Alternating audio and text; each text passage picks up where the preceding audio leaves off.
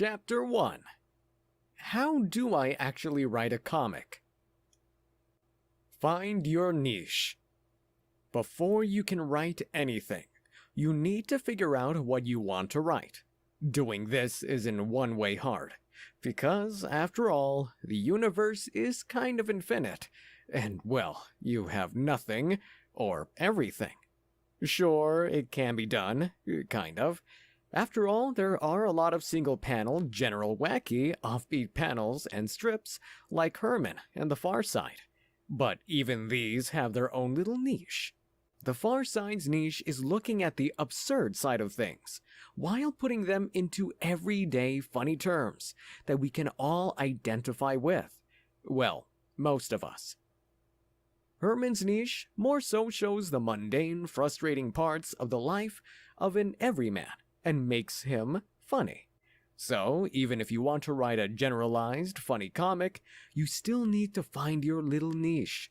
You don't want your comics to be interchangeable with somebody else's. You want people to see that comic and smile and say, "Yep, that's your comic, all right." Finding your niche can be put into these 4 simple steps. Write what you know. Find what you're really passionate about, or what you're familiar with, and generate a comic around that. Heck, you can even do spins of the people in your life as characters. For me, it was pretty easy. Before I started doing this, I always knew I would need a real job. I went to school for computer science with a bunch of minors, psych, bio, and economics. I got out of college and started working in the computer field.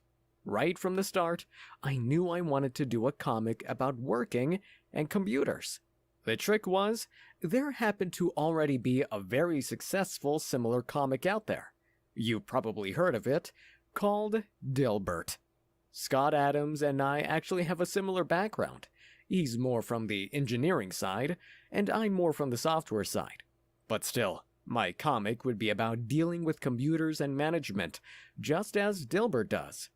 I needed something to separate me from Dilbert, not only to help sell it, but to also help explain to myself and others what my comic would be about. I thought, what do I know that separates me from other working comics? This took a bit of thinking and brainstorming and some trial and error, but I had taken a lot of psychology courses, and I will eventually get my PhD in health psychology. I figured I would concentrate more on the office interactions amongst this very eclectic group of people who had been collected to work together. Also, having always had an interest in sci-fi and fantasy, and I'll admit, a bunch of geek stuff, I wanted my comic to have a touch of the geeky and whimsical. I decided to create a comic about people who work in an environment where literally anything could happen. Hence, Working Days was born. Write a logline. It can be very helpful, if not downright mandatory, to compose a logline that sums up your comic in 1 or 2 lines. This first helps you to understand your central theme, the thing that makes your comic.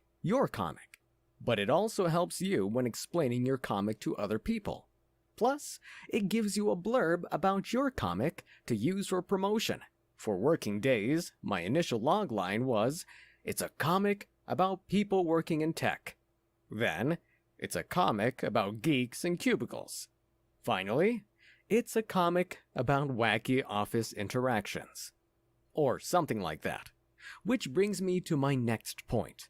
Your logline is not etched in stone. It's more organic than that. It will evolve and change as you become more comfortable with what you want to do. Plus, your writing style might also change the more you write. You will eventually hone in and fine-tune the tone of your voice. Funny though, for all the fine-tuning I have done with Working Days over the years, it's still about wacky office interactions. It's what makes my comic, my comic. Do I ever delve into something different? Sure. From time to time, I may do a generic gag. When you are writing a 365 gags a year, at times you should. But even then, I try to put my own working day spin on it. Pick your format. Once you have your concept and logline down, it's time to pick your format. The formats are pretty basic. Single panel. One panel to tell your story or joke. Multi-panel. 1, 2, or more panels to tell your story. This is more like a comic book. Interactive. Single or multi-panel, but relies on user interacting with the cartoon. Which one is best for you?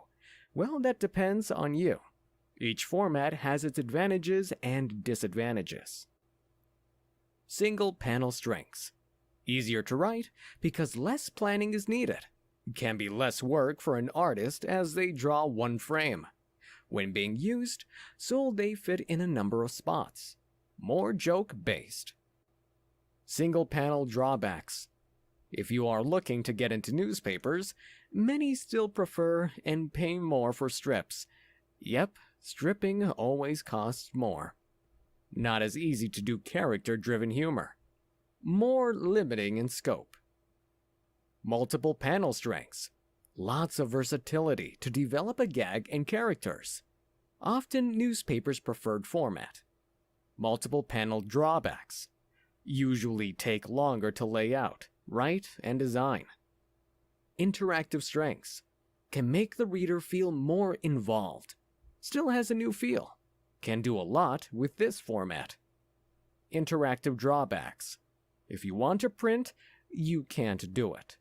Sometimes readers may just want to read. More complicated. Can be a gimmick. Create your starting characters. If you don't have a gag a day type of comic, you will need characters, at least 2. You could have a comic with 1 character, but that would take a lot of talent not to get stale very quickly. You don't want your comic to be a one-note joke, unless, of course, that one note is way funny. Oh, even if you have a gag-a-day panel, you might want to still develop a few reoccurring characters. Doctor, lawyer, policeman, general archetypes. Archetypes makes it easier for readers to recognize what's going on. Main character. First, decide on your main character. This is the character that is the voice of the strip. The character that readers relate to your comic. In Peanuts, it would be Charlie Brown. Yes, Snoopy was the breakout character in Peanuts. Snoopy was the moneymaker, but Peanuts was about still Charlie Brown and his frustrations in life and how he kept hanging in there. Good grief and all. I like to think of the main character in my strips as an every man or woman.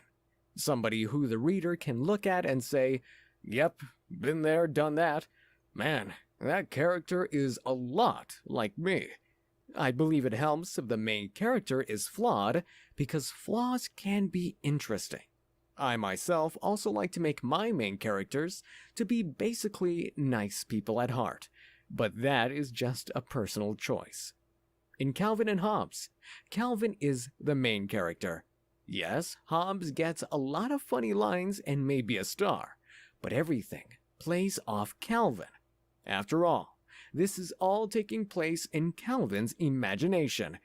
Calvin certainly isn't what you would call your average kid, and can be a bit of a brat, but he is still easy to identify with.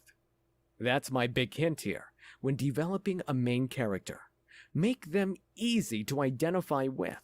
My secondary hint is to make your main character be somebody readers can root for. For me, I like to put a bit of myself in all my main characters. In fact, in working days, my main character Jay goes through many of the same things I did when I worked a real job. Of course, most of what Jay goes through is much more wacky than what I experience. But still, Jay's reactions are very